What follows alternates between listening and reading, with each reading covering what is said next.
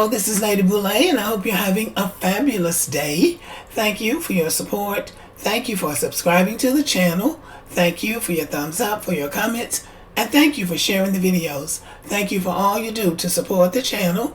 And yes, we are commanded to love one another, whether we want to or not, or whether we agree with each other or not. And staying in the spirit of loving one another, there have been some black men coming on my channel expecting me to apologize for something that I didn't do and something that I'm not sorry about. The lady in Texas who said she had been hit with a brick and went on a scam to GoFundMe, I believed her. I believed what she said, and I'm not sorry for believing her. She decided to capitalize on a crisis that's going on in Black America. And she decided to try to enrich herself by doing so. The only thing she's been charged with is scamming GoFundMe. There is a public crisis of femicide in the black community. So if for every woman who lies about being assaulted, there are 100 other women and girls that are assaulted. So that is a primary concern to me. And I will repeat myself so you will know exactly where I stand. I am appalled by the idea that black women continue to complain that men are harassing them and trying to intimidate them into giving them their telephone number, asking for the number. The woman is afraid not to give you the number, and then you have to stand there for them to call the number to make sure she gave you the right number. That is appalling to me. Because the fact of the matter is, if you got to make sure if you want her to stand there to make sure she gave you the right number, that ought to be a clue right there that she didn't want to give you her number. And so you are basically trying to bully somebody into giving you their number. That's appalling to me. And let me address the next thing that so many of you are complaining about. There's a chorus of black men, these manosphere type and red pill types and save yourself black men types, of which some of y'all are those men bragging about not protecting black women. And then when black women said you don't protect black women, then you want to come in and try to show yourselves indignant. And if you're not the ones that do that, then I'm not talking to you. So I'm just trying to make it clear to you where I stand. So you don't have to say I'm making excuses or I'm doing everything but apologizing. I have no intention of apologizing to you about something somebody else did, because I believed her, because that is a problem. Even though she cried wolf and there was no wolf, most of the time there's a wolf on the scene. But anyway, I want you to listen to what a black man said about modern black men. Years ago, going back 50, 60 years ago, when black men were men, the average black girl, 17, 18, 19 years old, would have at least 3 or 4 men proposing to her.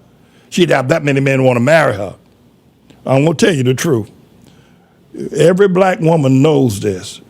The black men that have been raised over the last 50 years, raised by the civil rights movement, raised by the likes of Jesse Jackson, Al Sharpton, later on with T.D. Jakes and Obama, and the so-called mega preachers, the black woman knows you can't find a man. I don't care how good you look, how tight your skirt, how low the cut on your bra, how pushed up your bra is. You can't find no man out there. Now, he ain't there. Now, there are plenty of them sleeping on the street. There are plenty of them in prison. I'm going to leave it there. And what I'll do is put the full video in the description box, and you can go and watch it if you like. This is very interesting. Some people may agree with him and some may not. But it's food for thought. This is very interesting food for thought. And I came across this video after I read a lot of the nasty comments I got in my comment section from black men who are upset because I won't come here and apologize to them because I believed the woman, the brick lady. And until the femicide rate in Black America subsides against black women and black girls, I won't be apologizing for anything like that. I'm not making excuses for people who think, oh, she just made excuses. It would be nice if you would just apologize. I won't. Black men run around here now talking about standing on business. Well, I stand on principle. And that's what I stand on. And this is my principle. And you don't have to agree with it. And you don't have to think it's right. But that's my principle. I'm not going to, first of all, I'm not going to apologize for what I said. I didn't hit anybody, and I didn't scam GoFundMe. What I said was, I believed her. She was wrong for what she said, but my belief is mine. One person cannot make a determination about what somebody else believes. In the case of this woman, she made a statement about something that happened to her, and I believed her. She turned out to be lying. She's the one at fault. She's the one that's wrong. I'm not wrong because I believed her. I had no way of knowing whether she was telling the truth or not. And neither did anybody else. Everybody was going on what they believed. I will never be charged with something I believed, but I could be charged for something that I did. What you want is very petty compared to what's really going on with black women in America. And furthermore, there are black women on social media who have the kind of channel who will say what you want them to say. They will go against black women whether she's right or wrong. I'm not going to do that. I taught school for many years, as I've said. And by the way, calling me, I don't care. I'm happy to be an elder in the black American community. And because I'm an elder, I've seen a lot and I've heard a lot.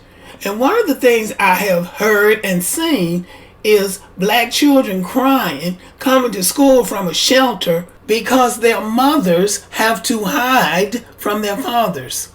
A member of my church who was also a college classmate, she was married and had 4 children with this man. But she finally decided that she was going to get a divorce from this abusive man.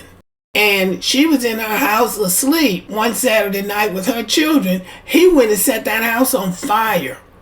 And it's only because a young white guy was coming home from a date and saw the smoke coming from that house. He went and banged on that door and got them up out of the bed and got them out of that house. And if he hadn't done that, that was almost definitely going to be a tragedy for that family. And I could go on and on and on. Yes, that woman lied, but that's a dip in the bucket for what's really going on in black America. And if we're going to err, we're going to err on the side of the woman who says she's been abused. That's my story, and I stand on that. If a black woman says she's been mistreated, I have the right to believe her if I want to. And if she's lying, that's on her, not me. And for all the one that's lying, there's 100 that's not lying. So I'm more concerned about that 100 than I am about the one. So until you decide to clean up the black community so everybody can be saved, including black men, you don't have anything to say to me. You don't have anything to say to me. But anyway, thank you for listening. Subscribe to the channel, give me a thumbs up, leave a comment, share the video, and as always, have a great day.